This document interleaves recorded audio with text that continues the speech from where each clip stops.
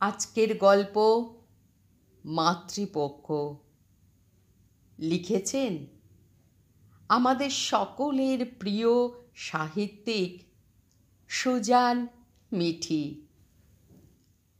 ওই যে গঙ্গায় উপচে পড়ছে ভিড়, পিতৃপক্ষের অবসান তিথিতে পূর্বপুরুষের জন্য তর্পণে ব্যস্ত পুত্র প্রপুত্র।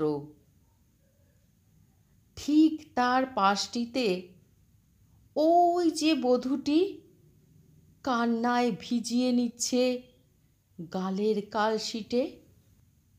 ওখানে তুমি কোথায় মা?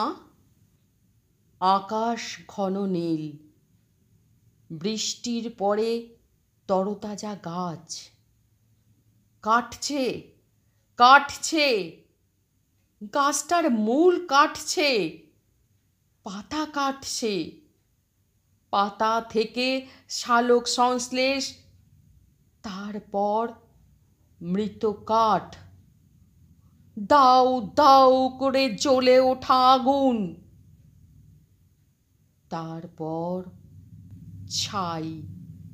ওখানে তুমি কোথায় মা? রোজ বিকেলে ছোট্ট এক স্বপ্ন আঁকত, যে দুটো হাত একসঙ্গে হারিয়ে যেত পাখির মতো, ফুলের মতো। ওদের কুচি কুচি করে নদী স্রোতে ঢেলে দিল যে অনার কিলিং। ওখানে কোথায় তুমি মা? মাতৃপক্ষের শুভ সূচনা হচ্ছে আজ। ঠাকুরদার রেডিওর ওপরে দুটো শিউলি, ধূপ আর এক টানা বীরেন্দ্রকৃষ্ণ ভদ্র। মায়ের চোখে আলো, পুজো আসছে। ঠাকুরদার এঁটো কাপ ধুয়ে শিউলি তলায় কুড়িয়ে নেয়। বাজল তোমার আলোর বেনু সুর। কিন্তু ওই শিউলি তলায় তুমি কই মা? অষ্টমীর অঞ্জলি শেষে কে আর লাল গরদের শাড়ি রক্তে মাখামাখি, গণধর্ষণের পর গলায় ফাঁস, হাতে শক্ত করে ধরে রাখা তোমার আশীর্বাদ। ওখানে তুমি কই মা? ঠাকুরদার রেডিওর আওয়াজ ভেসে যাচ্ছে বাতাসে প্রশ্বাসে।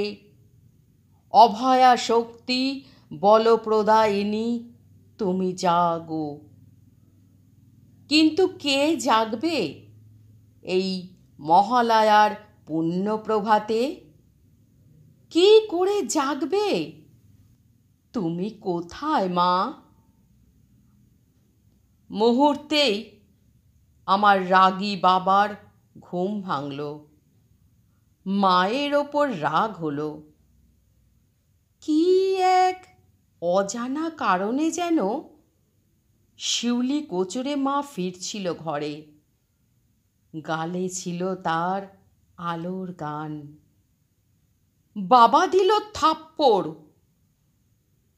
আমার মায়ের আলোর গান খুলে পড়ল মাটিতে।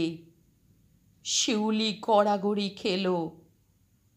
রাগে আমার মায়ের চোখ জ্বলে উঠল প্রথমবার।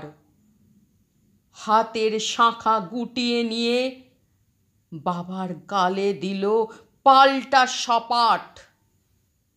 নদীর পাড়ে দুলছে কাশ, এই তো শুরু মায়ের মাস।